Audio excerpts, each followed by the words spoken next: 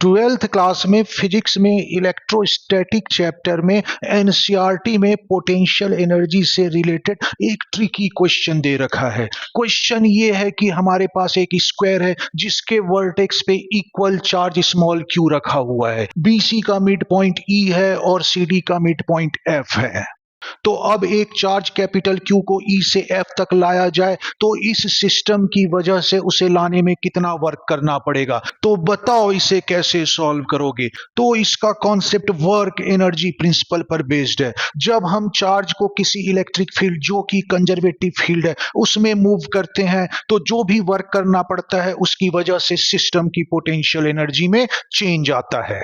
तो इसलिए मैं लिख सकता हूं सिस्टम में जो पोटेंशियल एनर्जी में चेंज है वो वर्क डन के मैग्नीट्यूड के इक्वल होगा। इस केस में क्योंकि स्क्वायर के वर्टेक्स पे जो चार्ज हैं उनकी पोजीशन चेंज नहीं हो रही है, सिर्फ कैपिटल क्यू का पोजीशन चेंज हो रहा है, तो हम कह सकते हैं कि पोटेंशियल एनर्जी में जो चेंज है वो सिर्फ क्यू की पोटेंशियल एनर्जी में चेंज हुआ। तो क्यू की पोटेंशियल एनर्जी में जो चेंज होगा वही वर्क डन के इक्वल होगा। और क्यू की पोटेंशियल एनर्जी में चेंज होगा क्यू इंटू इसके इनिशियल और फाइनल पॉइंट का पोटेंशियल डिफरेंस, मतलब वी एफ माइनस वीई, और ये वर्क डन के मैग्नीट्यूड के इक्वल आएगा।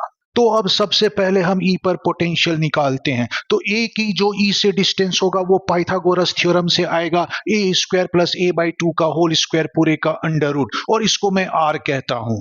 तो सेम रीजन से डी की ई से भी डिस्टेंस आर होगी। तो ई पर नेट पोटेंशियल होगा ए की वजह से पोटेंशियल के क्यू बाई आर, बी की वजह से पोटेंशियल के क्यू बाई ए बाई 2 ऊपर चला जाएगा तो ये हो जाएगा 2 के क्यू बाई ए। इसी तरह से सी की वजह से ई पर पोटेंशियल के क्यू बाई ए बाई 2 होगा, 2 ऊपर चला जाएगा तो ये 2 के क्यू बाई ए हो जाएगा, प्लस डी की वजह से यहां पोटेंशियल के क्यू बाई आर होगा।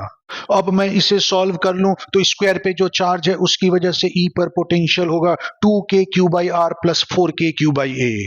अब अगर हम एफ पर पोटेंशियल निकालें तो ए की एफ से डिस्टेंस भी आर के इक्वल होगी और सेम रीजन से बी की भी एफ से जो डिस्टेंस होगी वो आर होगा। तो ए की वजह से एफ पर पोटेंशियल के क्यू बाई आर होगा, बी की वजह से एफ पर पोटेंशियल के क्यू बाई आर होगा, सी की वजह से एफ पर पोटेंशियल के क्यू बाई ए बाई 2 ऊपर चला जाएगा तो 2 के क्यू बाई ए होगा, और डी की वजह से एफ पर पोटेंशियल के क्यू बाई ए बाई 2 ऊपर चला जाएगा तो 2 के क्यू बाई ए होगा।